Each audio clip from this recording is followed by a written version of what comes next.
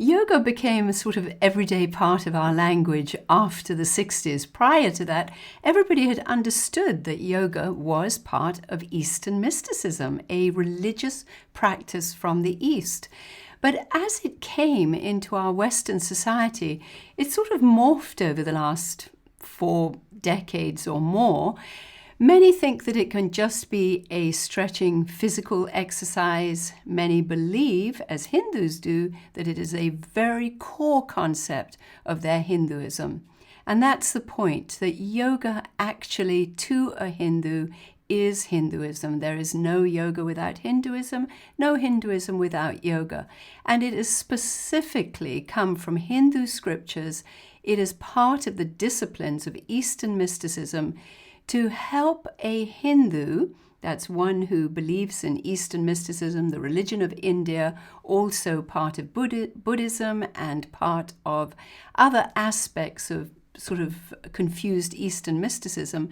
But the idea is that through the practice of yoga, one can achieve the realization that we are connected, or they believe that they are connected to a God consciousness. You see, they perceive God as a force, as a consciousness, as an awareness, not as a personal being, as the Bible declares God to be, the creator God, that he is a personal God.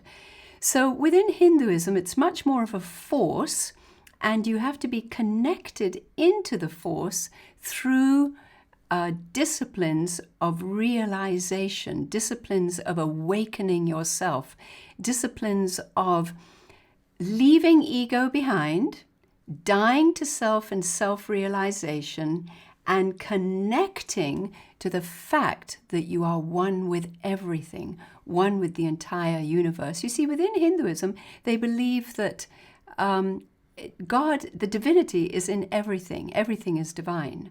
So in order to get into that place, you have to release one from self, lose what they call the ego, and connect through the disciplines of yoga. And that can come in various different schools under various different gurus or God men and teachers who impart an energy, part of super spirituality, into an individual, and then they can be released from this connection to the world today and become one with God consciousness.